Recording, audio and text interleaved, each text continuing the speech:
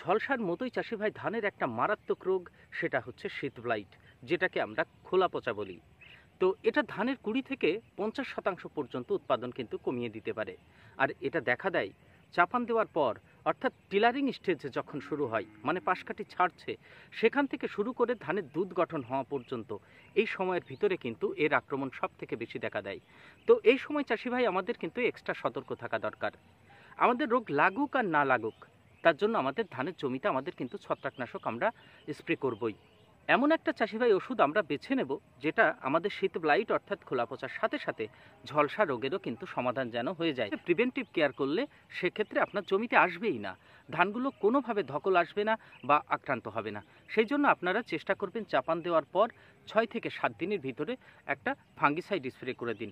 আর যে সমস্ত চাষি ভাই একটু আগাম আপনারা ধান চাষ করেছেন, যেখানে দেখবেন শীষ বার হওয়ার মুখে, ঠিক আপনারা শীষ বার হয় 5 থেকে 7 দিন আগে আপনারা আর একটা ফাঙ্গিসাইড স্প্রে করে দেবেন। আজকের ভিডিওতে চাষি ভাই আপনাদের সঙ্গে আলোচনা করব এই যে শীত ব্লাইট অর্থাৎ খোলা পচা, এটা কি, আদতে এটা কি, আর জমিতে কেনই বা আক্রমণ হয়, আর কোন কন্ডিশনে আক্রমণ হয়, চিনবেন কি করে, অর্থাৎ এর লক্ষণগুলো কি কি, আর লক্ষণগুলো চেনার পর আপনারা জমিতে কি স্প্রে করবেন, যাতে করে আমার সমস্ত ছত্রাকঘটিত রোগের সমাধান একটা স্প্রেতে হয়ে যায়।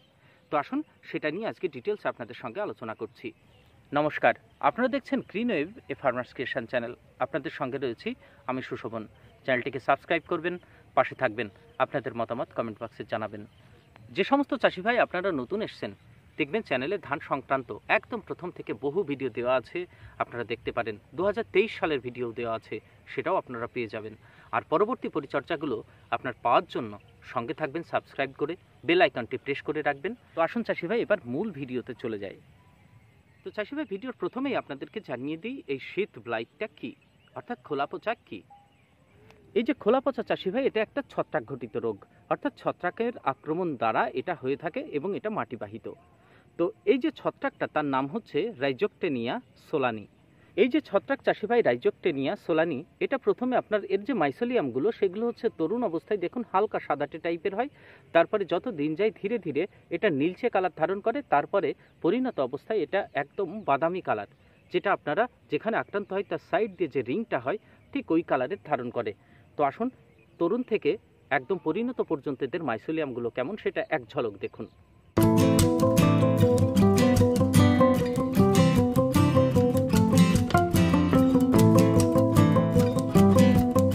এবার চাষি ভাই এই রোগটা যদি আপনার জমিতে আক্রমণ হওয়ার সম্ভাবনা দেখেন, প্রথম থেকেই আপনি বুঝবেন কি করে যে আপনার জমিতে লাগতে পারে, অর্থাৎ শনাক্তকরণ যে পদ্ধতিটা, সেটা আপনারা আসুন এবার ধাপে ধাপে দেখুন।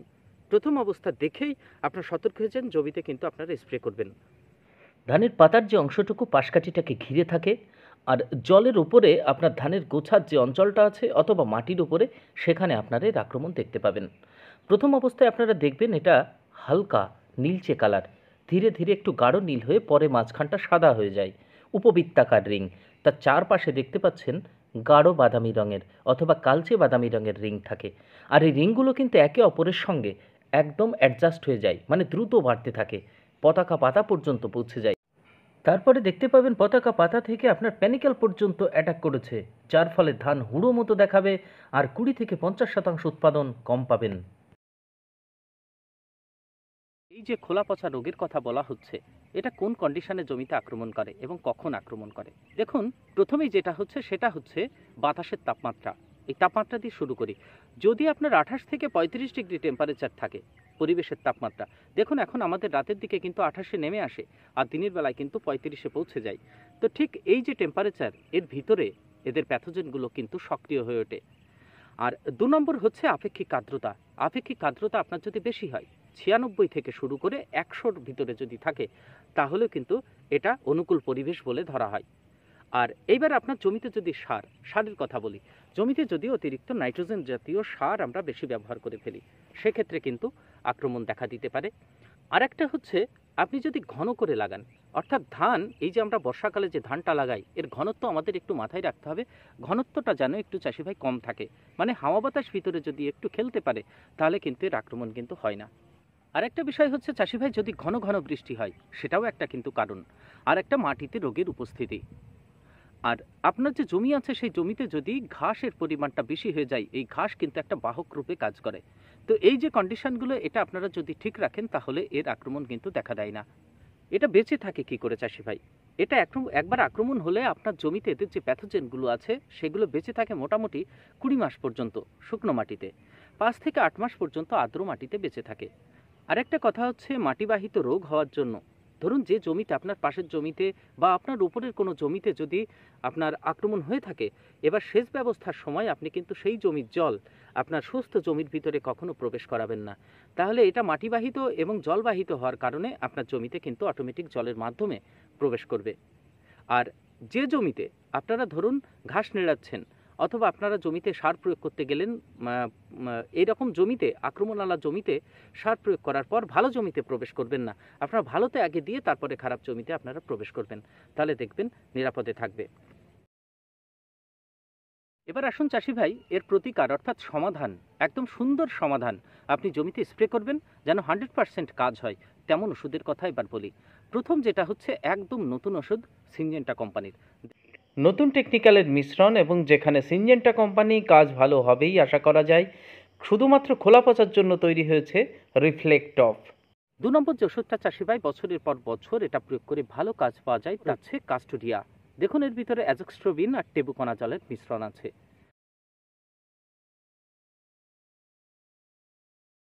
আর এর সঙ্গে যেটা মেশাবেন আপনারা সেটা হচ্ছে বান বা সিভিক, যার ভিতরে ট্রাইসাইক্লোজল 75% WP আকারে আছে।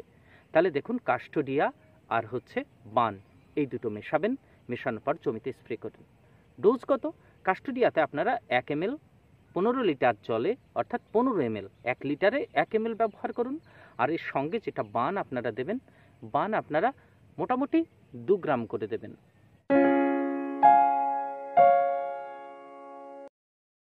কন্টা প্লাস, অর্থাৎ যার ভিতরে হেক্সাকোনাজল 5% ইসি। এখানে দেখুন একটা বিষয় আছে, এই হেক্সাকোনাজল বাজারে আপনারা যখন কিনতে যাবেন দেখবেন 5%, দুটোই 5% ইসি আকারে, আর একটা এসসি ফর্মে আছে। এসিটা একটু তরল আর এসসি ফর্মে যেটা লিকুইড। ঠিক আছে, আপনারা ইসি পেলে ইসি নিন, না হলে এসসি পেলেও সমস্যা নেই। এই দুটোর এসসি ফর্মে যেটা বাজারে পাওয়া যায় সেটা দেখুন কন্টা প্লাস, সবাই আপনারা জানেন। হেক্সাকোনাজল 5% এসসি আকারে আছে। তাছাড়া ইসি আকারে দেখুন কোনগুলো স্ক্রিনে আপনাদের ছবি সহকারে তুলে দিচ্ছি। ঠিক আছে, এটা আপনারা ডোজ দেবেন প্রতি লিটার জলে 2 ml করে।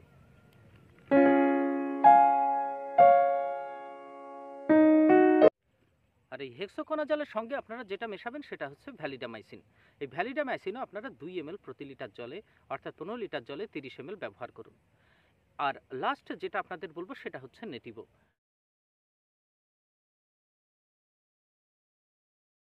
দেখুন নেটিভো আপনারা ব্যবহার করতে পারেন, এর ভিতরে দেখুন ট্রাইফ্লক্সস্ট্রোবিন আছে আর একটা হচ্ছে টেবুকোনাজল, এই দুটোর মিশ্রণ, এটাও কিন্তু ধানের ক্ষেত্রে ভালো কাজ করে। তো এটা আপনারা দিতে পারেন 8 থেকে 10 গ্রামের ভিতরে রাখবেন নেটিভোর ডোজটা। কেমন? প্রত্যেকটা ওষুধ আপনারা মোটামুটি সকালবেলা 8টার ভিতরে স্প্রে করবেন, যেহেতু এটা ফাঙ্গিসাইড। 8টার দিকে স্প্রে করবেন, পাতার জল ঝরে যাওয়ার পর স্প্রে করবেন, ভালো কাজ পাবেন। এইবার এই ওষুধটা আপনাদের এই যে বললাম চাপান দেওয়ার পর মোটামুটি 5 দিন বাদে, তাহলে সেখানে আপনার বয়স কত হয়? 35 দিন, 35 থেকে আপনার মোটামুটি 40 দিনের মাঝে, তার 15 দিন বাদে আর একবার আপনারা রিপিট করবেন। সেটা তাহলে কতদিন হচ্ছে দেখুন, মোটামুটি 35 থেকে 15 দিন, সেটা 50-55 দিনের মাঝে পড়ছে। তার কিছুদিন বাদেই জমিতে কিন্তু শীষটা বার হয়ে যাবে। তাহলে আপনার 100% প্রোটেকশন থাকবে, দানাগুলো ঝকঝকে হবে, একদম মানে গাছগুলো দেখার মতো হবে। তো এই ছিল আজকে শীত ব্লাইট খোলা পচা। সঙ্গে যে ওষুধগুলো বললাম সেটা স্প্রে করলে আপনার পাতাতে যে স্পট হবে, পেনিক্যাল যে ব্লাইটগুলো হবে, সমস্ত কিছুর হাত থেকে আপনারা কিন্তু একদম গাছকে সুরক্ষিত রাখতে পারবেন। তো সম্পূর্ণ ভিডিওটি দেখার জন্য আপনাদের অসংখ্য ধন্যবাদ। ভালো থাকবেন সবাই। পরবর্তীতে আপনাদের ধানের পরিচর্যা যদি কিছু লাগে কমেন্ট বক্সে জানাতে পারেন। আর তারপরে ধানে কি স্প্রে করতে হবে, শীষটা বার হওয়ার আগে বা শীষ বার হয়ে বেঁকে গেলে, সেটা তো আপনাদের সঙ্গে তুলব। ভালো থাকবেন সবাই। সম্পূর্ণ ভিডিও দেখার জন্য অসংখ্য ধন্যবাদ।